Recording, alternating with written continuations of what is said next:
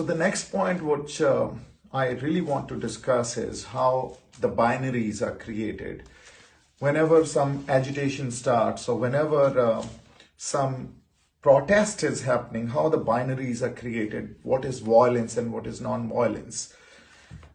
On the 26th of November, when we started from Punjab to come to Delhi, and we've been sitting on the borders of Delhi since past couple months now. On the 26th of November, the intensity and the gravity of this agitation was much more than what it was on the 26th of January. But that was not violent. Nobody felt the violence then because there was no violence. But when, as per your convenience, you had to create a binary and create some issues out of it, media wanted their stories, political parties wanted their issues, then it became a violent protest, or it was a violence. I want to understand what violence was there within the Red Fort. What violence was there when we were going towards our tractor march? Who finalized the roadmap? I started where I was at night at 11 o'clock in the morning, because at 7 a.m. I went and slept on the 25th night, and that was not virtually, but 26th morning. I slept for a couple of hours when I started. On the way, I got this information that everyone has reached Red Fort. Now, I want to understand if everyone was there, and which they were, and I can prove it, all the farmer union leaders were there, so-called social activists were there. Everyone was there. I did not see any violence on the way. Yes, there was a little bit of violence or some incidents elsewhere, but towards Red Fort, there was nothing. There must be some water cannons. There must be a little bit of, breaking the barricades. But that's not called violence. We've done much more on the 26th of November. Why it was never called a violence then? Because it never suited you then. So what is this happening? These double standards, this kind of hypocrisy, where do we get it from? This is how we are going to deal with issues. This is how we are going to deal with social, political, environmental, even for that matter, our physical issues. And what I also want to understand, that in the world of thinkers and the intellectuals, they have been time and again over the period of years writing books that how do you have to analyze and what is the process of analyzing such important social events. But how do we analyze? We always associate it with people because we need somebody to blame, and that's how I was blamed for it. And again, I'm saying, am I a terrorist that I'm booked for? Am I somebody who was provocating somebody? Am I someone who went and damaged or threatened anybody? No, I was handling the situation. The only one face over there. And that's why my people requested me that please come and handle the situation because it can go out of hand. So I went and handled the situation. I can also show, and it is there on my Facebook page, the speech and the words I've spoken from Red Fort. Time and again, I was repeating, be peaceful.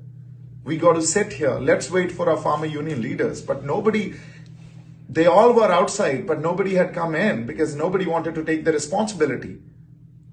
But I can share the speeches which were probably given. I can also share a lot of these meetings which they held with the government of India. I don't know what is going on. I was not part of those meetings. So please question either the establishment or the farmer union leaders. I was the only known face and I handled the situation with a lot of courage, and then I was blamed. This is ridiculous. And thereafter, because earlier I used to talk in Punjabi, but thereafter when I went out of that place, I went and sat on a tractor and started addressing in Hindi because I wanted a national media and people all over the country to hear and know what the truth is. Nobody heard it because it was not a space, because such a propaganda started against me. I do not know. Are we that insensitive? Where is humanity? Who is provocating? And why are you guys putting blames in terms of that, look, this guy is a radical or he is a terrorist?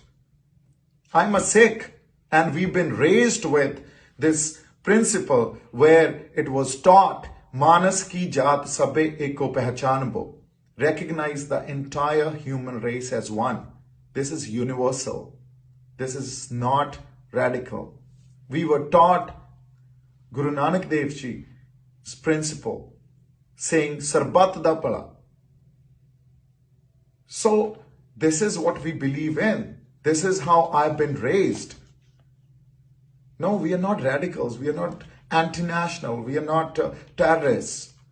We were just protesting against a policy which government is implementing and peacefully since last 6 months. And that's our democratic right.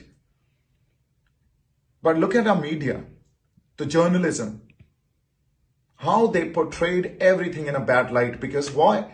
They wanted their viewership. They wanted TRP. They were after me to give interviews. I did not give interview to anybody. I gave one, and then after that I decided, no, I'm not going to, because the way they're dealing with it, the way they are portraying the whole thing. And I wanted to point out, especially Mr. Ravish Kumar. I thought you are a responsible man and a responsible journalist, but I'm disappointed the way you dealt with this issue. Did you talk to me? You spoke about me. I was called a traitor. He did not bother to talk to me. Because why? Because their story had to go in the prime time. Such irresponsible behavior. This is the fourth pillar of a democracy, the media. And the political ideologies are running it. You guys have that division, that's a certain probably media houses or group of media belongs to one political party and a certain belongs to another political party. This is how a country works. This is how you guys create a narrative, and then people are forced to believe it, because they'll only know what you'll show. Nobody will show the truth. They'll only show what is selling today. I am seriously amazed and shocked. Where are we going? What kind of future are we building? You think we can shape up a good future for ourselves, for our generations to come? I don't think so. So, and based on 2 photos which were clicked during Mr. Sunny Deol's campaign, one with the Prime Minister, another with the Home Minister, you guys have made me a BJP or RSS man that I've been planted. This is your intellect and your standards. This is how a planted man would work, the kind of issues I've raised.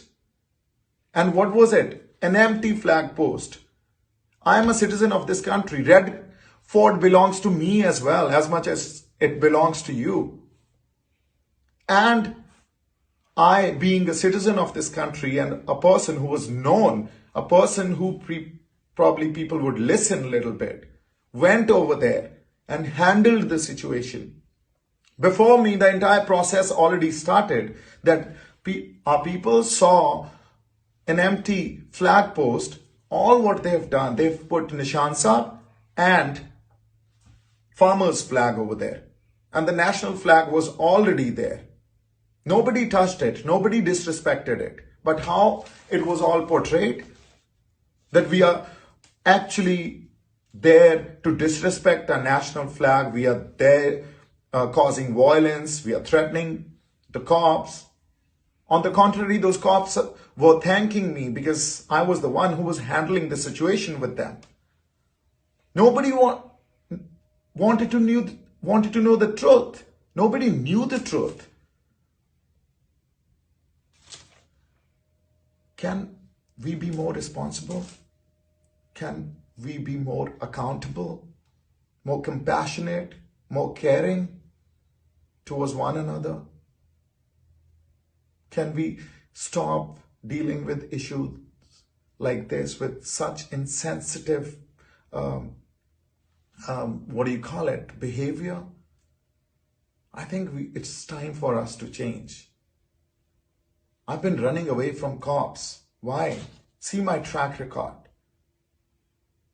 I was a law student, became a lawyer, started practicing, practiced in Bombay High Court, practiced in Supreme Court with so-called every name, Mr. Salve to Mukul Rohtgi to Aryama Sundaram to Mr.